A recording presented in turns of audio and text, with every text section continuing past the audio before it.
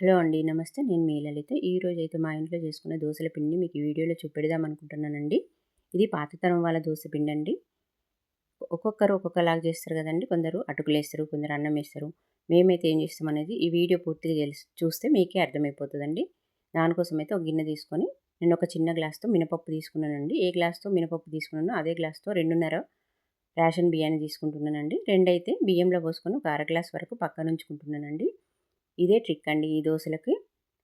పక్కన ఉంచుకున్న బియ్యాన్ని నేను ఏం చేస్తాను అనేది మీరు చివరి వరకు చూస్తే వీడియో అర్థమైపోతుందండి. ఇప్పుడు గిన్నెలో పోసుకున్న బియ్యంలో నీళ్లు పోసి శుభ్రంగా 2-3 సార్లు కడగాలండి. నేను మెంతులు అయితే మర్చిపోయినా అర స్పూన్ వరకు మెంతులు వేసుకోవాలండి కంపల్సరీ దోసపిండిలో. ఇప్పుడు ఆ బియ్యాన్ని శుభ్రంగా కడిగి నీళ్లు పోసుకొని ఒక 4-5 గంటల వరకు పక్కన ఉంచుకోవాలండి. మనం మధ్యాహ్నం పోసుకుంటే సాయంత్రం వరకు నానిపోతాయండి చక్కగా టీ టైం వరకు. జాబ్ చేసుకున్న వాళ్ళైతే ఉదయం పోసుకున్నా పర్వాలేదండి. దోస పిండికి ఏం కాదు. ఇడ్లీ పిండికైనా కూడా అట్లనే పోసుకోవచ్చు ఉదయాన్నే. ఈ బియ్యాన్ని కూడా పక్కన ఉంచుకుంటున్నానండి. ఇప్పుడు ఈవినింగ్ అయిపోయిందండి. నేను టీ కూడా పెట్టుకొని పక్కన ఉంచుకున్న. బియ్యం అయితే పూర్తిగా నానిపోయినాయండి మంచిగా. ఇందాక మనము అర గ్లాస్ బియ్యాన్ని పక్కన ఉంచుకున్నాం కదండి. అర గ్లాస్ బియ్యాన్ని ఇప్పుడు నేను ఒక గిన్నెలోకి పోసుకొని వాటిని కూడా శుభ్రంగా కడిగి కొన్ని నీళ్ళని పోసుకొని ఒక పొంగొచ్చే వరకు స్టవ్ పై ఉంచాలండి. ఒక పొంగు వచ్చిన తర్వాత స్టవ్ కట్టేసి అందులో నీళ్ళన్నీ వంచుకొని పక్క నుంచి చల్లారనివ్వాలి. ఇప్పుడు పప్పు బియ్యం మొత్తం నానిపోయినాయి కదండి. ఒక మిక్సీ జార్ తీసుకొని ఈ బియ్యం పప్పు అన్నీ అందులో వేసుకోవాలండి. నేను పెద్ద జార్ తీసుకున్నా. ఒకేసారి మొత్తం వేసుకుంటున్నానండి. ఇందాక మనం ఉడికించుకున్న బియ్యం ఉన్నాయి కదండి. వాటిని కూడా అందులో వేసుకొని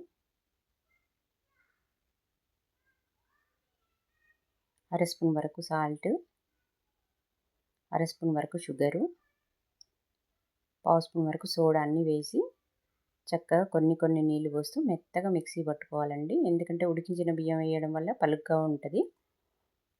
చక్కగా కొన్ని నీళ్ళు వేస్తూ మెత్తగా మిక్సీ పట్టుకొని అది ఒక బౌల్లోకి తీసుకొని మూత పెట్టి ఓవర్ నైట్ పక్కన ఉంచాలండి. చక్కగా ఇవి పుల్లట్టులాగా భలే రుచిగా ఉంటాయండి. కొబ్బరి చట్నీతో తింటే చాలా బాగుంటాయి. ఇప్పుడు ఎండాకాలం కదండి. పొంగి మొత్తం బయటకు వస్తాను. ఒక ప్లేట్ని కూడా ఉంచుకుంటున్నానండి దాని కింద. ఇప్పుడు ఓవర్ నైట్ అంతా పక్కన ఉంచుకొని ఉదయం పూట చూస్తున్నానండి. దోసపిండి చక్కగా వంగింది. పెద్ద గిన్నె అవడం వల్ల బయటికి ఏం రాలేదు. ఇప్పుడు అందులో సరిపడా నీళ్ళని పోసి పిండినంతా గంట జారుడుగా చేసుకొని పక్కన ఉంచుకోవాలి. ఇప్పుడు స్టవ్ని వెలిగించుకొని దానిపై పెనం ఉంచుకొని అది వేడయ్యాక కాస్త ఆయిల్ వేసి ఉల్లిగడ్డతో స్ప్రెడ్ చేసి దోశని వేసుకోవాలండి. ఇంతేనండి, సింపుల్. దోశలు రెడీ అయిపోతాయండి. ఇది పుట్నాల పప్పు అండి. పుట్నాల కొబ్బరితో చేసిన పప్పు. ఇలాంటివి వేసుకోవడం వల్ల దోశలకు మరింత రుచి వస్తాయండి. నేను కాస్త నూనె కానీ నెయ్యి కానీ వేసుకోవాలని నేను నెయ్యి వేసుకున్న. సన్నగా తరిగిన ఉల్లిపాయలు క్యారెట్తో సర్వ్ చేసుకున్నానండి దోశను. ఎంతో రుచికరమైన దోశలు రెడీ అయిపోయినాయండి. నేను కొంచెం సలాడ్ కూడా తీసుకున్నానండి. కొన్ని క్యారెట్ ముక్కలు, కొన్ని కీరదోస ముక్కలతో.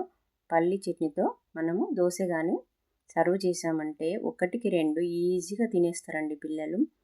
ఇది లంచ్ బాక్స్లో కూడా చాలా బాగుంటాయండి.